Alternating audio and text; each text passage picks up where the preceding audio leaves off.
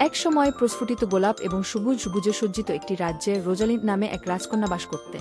দীপ্তিময় সৌন্দর্য এবং রাজ্যের বাগানের প্রতি তার ভালোবাসার কারণে তিনি রোজ প্রিন্সেস নামে বহুদূরে পরিচিত ছিলেন। প্রতিদিন সকালে প্রিন্সেস রোজালিন্ড ভোরের প্রথম আলোতে জেগে উঠতেন এবং প্রাসাদের বাগানে ঘুরে বেড়াতেন, গোলাপের প্রাণবন্ত রং এবং সূক্ষ্ম সুবাসের প্রশংসা করতেন। তার হাসি বাতাসে প্রতিধ্বনিত হবে যখন সে ফুলের মধ্যে নাচবে, তার হৃদয় আনন্দে উপচে পড়বে। একদিন বাগানগুলি অন্বেষণ করার সময় প্রিন্সেস রোজালিন্ড একটি গোলাপের ঝোপের উপর বসে থাকা একটি সুন্দর সোনার পাখির দেখা পেলেন। এর পালকগুলি সূর্যের আলোতে ঝিকমিক করে, চারপাশের পাপড়িগুলিতে সোনালি আভা ঢালাই করে। এর সৌন্দর্যে মুগ্ধ হয়ে রাজকন্যা মৃদু কৌতূহল নিয়ে পাখির কাছে গেলেন। তাকে অবাক করে দিয়ে সোনার পাখিটি তার সাথে সুরেলা কণ্ঠে কথা বলেছিল, তাকে দূরবর্তী দেশ এবং জাদুকরী দুঃসাহসিকতার গল্প বলেছিল। এর গল্পগুলি দ্বারা আবিষ্ট রাজকুমারী রোজালিন্ড পাখির চিত্তাকর্ষক গল্প শুনতে ঘণ্টার পর ঘণ্টা কাটিয়েছেন। তার কল্পনা প্রতিটি মুহূর্তের সাথে নতুন উচ্চতায় উঠছে।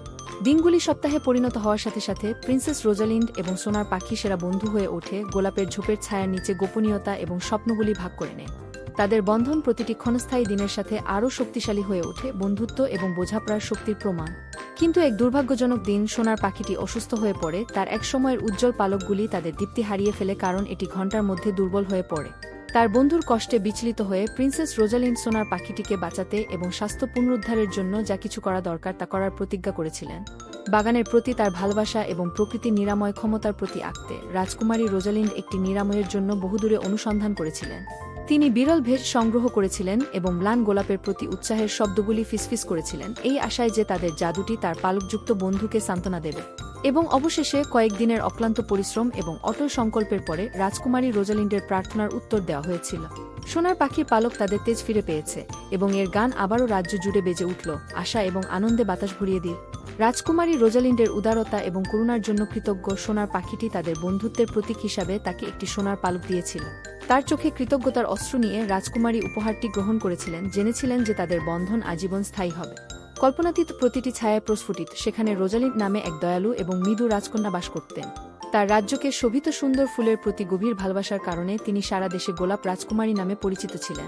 প্রতিদিন রাজকুমারী রোজালিন্ড প্রাসাদের বাগানে ঘুরে বেড়াতেন, গোলাপের প্রাণবন্ত রং এবং মিষ্টি সুগন্ধে বিস্মিত হয়েছিলেন। তিনি যত্ন সহকারে তাদের প্রতি ঝোঁক দিয়েছিলেন, উৎসাহ এবং ভালোবাসার ফিসফিস করে কথা বলেছিলেন যখন তিনি তাদের ফুলতে এবং বড় হতে দেখেছিলেন। একদিন রাজকুমারী রোজালিন্ড যখন গোলাপের প্রশংসা করছিলেন তখন তিনি পাশের একটি গাছের ডাল থেকে একটি সুরেলা কিচিরমিচির শুনতে পেলেন। কৌতূহলী তিনি শব্দটি অনুসরণ করলেন এবং পাতার মধ্যে একটি দুর্দান্ত সোনার পাখি আবিষ্কার করলেন। সোনালী পাখির পালক সূর্যের আলোতে ঝিকমিক করে, বাগানে উষ্ণ আভা ছড়ায়। এর গানটি প্রিন্সেস রোজালিন্ডের কানে সঙ্গীতের মতো ছিল, তার হৃদয় আনন্দ এবং বিস্ময়ে ভরেছিল। সেই দিন থেকে রাজকুমারী রোজালিন্ড এবং সোনার পাখি সেরা বন্ধু হয়ে ওঠে। তারা বাগানে ঘণ্টার পর ঘণ্টা একসাথে কাটাতেন, গল্প এবং হাসি ভাগাভাগি করে তারা গোলাপের মধ্যে নাচতেন। কিন্তু ঋতু পরিবর্তন এবং শীত ঘনিয়ে আসায় সোনার পাখি দুর্বল হতে থাকে। এর এক সময়ের উজ্জ্বল পালকগুলি তাদের দীপ্তি হারিয়ে ফেলেছিল এবং এর সুন্দর গানটি ম্লান হয়ে গিয়েছিল। তার বন্ধুর অসুস্থতায় ব্যথিত রাজকুমারী রোজালিন্ড সোনার পাখিটিকে সাহায্য করার জন্য রাজ্যের সন্ধান করেছিলেন।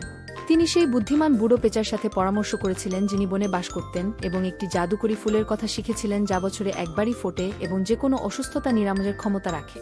তার বন্ধুকে বাঁচানোর জন্য দৃঢ়প্রতিজ্ঞ রাজকুমারী রোজালিন্ড ঐন্দ্রজালিক ফুলটি খুঁজে বের করার জন্য যাত্রা শুরু করে।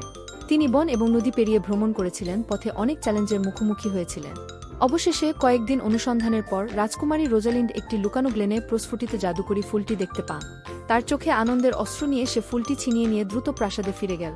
সে জাদুকরী ফুলটিকে সোনার পাখির পাশে রাখল এবং এর পাপড়িগুলো যখন ফুটে উঠল একটি উষ্ণ আলো রুমটি পূর্ণ করে দিল। ধীরে ধীরে কিন্তু নিশ্চিতভাবে সোনার পাখির শক্তি ফিরে এল এবং এর পালকগুলি তাদের উজ্জ্বলতা ফিরে পেয়েছে। তার বন্ধুর পুনরুদ্ধারে আনন্দিত রাজকুমারী রোজালিন্ড জানতেন যে তাদের বন্ধন আগের চেয়ে আরও শক্তিশালী ছিল। একসাথে তারা রাজ্যটি অন্বেষণ করতে থাকে, তারা যেখানেই যায় সেখানে ভালোবাসা এবং আনন্দ ছড়িয়ে দেয়।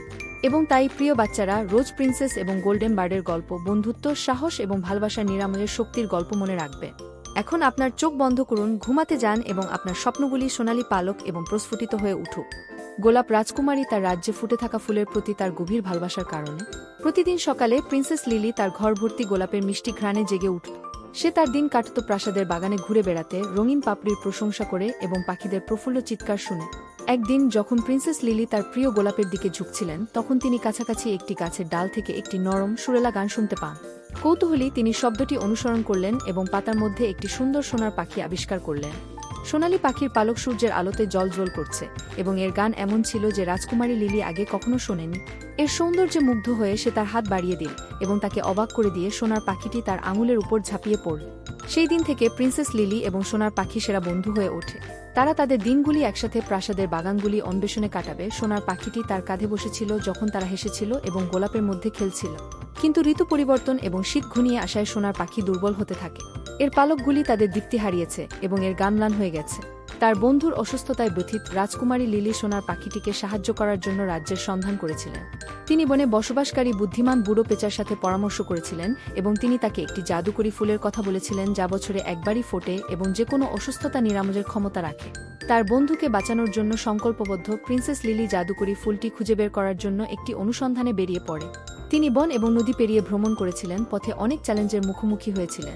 অবশেষে অনেক দিন খোঁজার পর প্রিন্সেস লিলি একটি লুকানো তৃণভূমিতে প্রস্ফুটিত জাদুকরী ফুলটিকে দেখতে পান। কৃতজ্ঞ চিত্তে তিনি ফুলটি ছিনিয়ে নিয়ে দ্রুত প্রাসাদে ফিরে গেলেন। সে জাদুকরী ফুলটিকে সোনার পাখির পাশে রাখল এবং এর পাপড়িগুলো যখন ফুটে উঠল একটি উষ্ণ আলো রুমটি পূর্ণ করে দিল। ধীরে ধীরে কিন্তু নিশ্চিতভাবে সোনার পাখির শক্তি ফিরে এল এবং এর পালকগুলি তাদের উজ্জ্বলতা ফিরে পেয়েছে। তার বন্ধুর পুনরুদ্ধারে আনন্দিত রাজকুমারী লিলি জানতেন যে তাদের বন্ধন আগের চেয়ে আরও শক্তিশালী ছিল। একসাথে তারা রাজ্যটি অন্বেষণ করতে থাকে। তারা যেখানেই যায় সেখানে ভালোবাসা এবং আনন্দ ছড়িয়ে দেয়। এবং তাই প্রিয় বাচ্চারা, রোজ প্রিন্সেস এবং তার সোনার পাখি বন্ধুর গল্প বন্ধুত্ব, সাহস এবং ভালোবাসার নিরাময়ের শক্তির গল্পটি মনে রাখবে। এখন আপনার চোখ বন্ধ করুন, ঘুমাতে যান এবং আপনার স্বপ্নগুলি সোনালী পালক এবং প্রস্ফুটিত গোলাপে পূর্ণ হোক। শুভরাত্রি।